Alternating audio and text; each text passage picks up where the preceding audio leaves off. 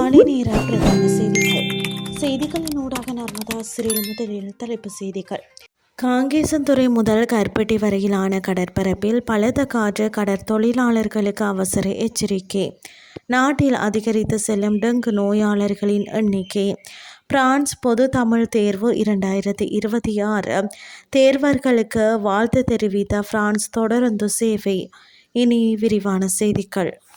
காங்கேசன்துறையிலிருந்து மன்னாரோடாக கற்பேட்டி வரையான கடற்பிராந்தியங்களில் பலத்த காற்று வீசக்கூடும் என வளிமண்டலவியல் திணைக்களம் எச்சரிக்கை விடுத்துள்ளது. அந்த பகுதிகளில் காற்றின் வேகம் அவ்வப்போது மணித்தியாலத்திற்கு 60 முதல் 70 கிலோமீட்டர் வரை அதிகரிக்கக்கூடும் என தெரிவிக்கப்பட்டுள்ளது. இதன் காரணமாக கடல் மிகவும் கொந்தளிப்பாக காணப்பட வாய்ப்புள்ளதாகவும் கடலில் பயணிக்கும் கடற்தொழிலாளர்கள் மிகுந்த அவதானத்துடன் செயற்படுமாறும் அறிவுறுத்தப்பட்டுள்ளது. மேலும் மறு அறிவித்தல் வெளியாகும் வரை குறித்த கடற்பிராந்தியங்களுக்குள் கடற்தொழில் நடவடிக்கைகளில் ஈடுபட வேண்டாம் என வளிமண்டலவியல் திணைக்களம் வலியுறுத்தியுள்ளது. கடல்சார் நடவடிக்கைகளில் ஈடுபடுவோர் தொடர்ந்தும் வானிலை அறிவிப்புகளை அவதானித்து தேவையான பாதுகாப்பு நடவடிக்கைகளை மேற்கொள்ளுமாறும் அறிவுறுத்தப்பட்டுள்ளது. நாட்டில் இந்த ஆண்டில் இதுவரையில் டெங்கு காய்ச்சல் காரணமாக 20 பேர் உயிரிழந்துள்ளனர். அத்துடன் 35,228 டெங்கு நோயாளர்களும் பதிவாகியுள்ளதாக தேசிய டெங்கு கட்டுப்பாட்டு பிரிவின் பணிப்பாளர் மருத்துவர் கபில கண்ணங்கர தெரிவித்துள்ளார்.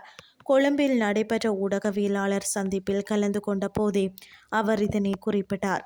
அந்த வகையில் கொழும்பு மாவட்டத்திலேயே அதிக எண்ணிக்கையிலான டெங்கு நோயாளர்கள் பதிவாகியுள்ளதாகவும் மருத்துவர் கபில கண்ணங்கர சுட்டிக்காட்டியுள்ளார். இதேவேளை இந்த நிலைமையை கருத்தில் கொண்டு 14 மாவட்டங்களில் உள்ள 72 சுகாதார மருத்துவ அலுவலர் பிரிவுகளை உள்ளடக்கி எதிர்வரும் திங்கட்கிழமையிலிருந்து தொடர்ச்சியாக 3 நாட்களுக்கு விசேட டெங்கு ஒழிப்பு திட்டம் செயல்படுத்தப்பட உள்ளமை குறிப்பிடத்தக்கது. இனி வெளிநாட்டு செய்திகள். பிரான்சில் நடைபெறும் வகுப்பு 1 முதல் 12 வரை மாணவர்களுக்கான பொது தமிழ் தேர்வில் பங்கேற்கும் அனைத்து தேர்வர்களுக்கும் அந்நாட்டு தொடருந்து சேவைகள் தங்களது மனமார்ந்த வாழ்த்துக்களை தெரிவித்துள்ளது. பிரான்சில் தமிழ்ச்சோலை அமைப்பின் தமிழ் மொழி பொது தேர்வு முழுமையாக 2 கட்டங்களாக நடைபெறுகிறது. புலன்மொழிவு தேர்வு மே மாதம் 2, 3, 10 ஆகிய நாட்களில் நடைபெற்றது. எழுத்து தேர்வு ஜூன் 6 2026 அன்று வளர்தமிழ் 1 முதல் வளர்தமிழ் 12 வரையிலான மாணவர்களுக்கு ஒரே நாளில் வெவ்வேறு நேரங்களில் நடைபெற்றமை குறிப்பிடத்தக்கது.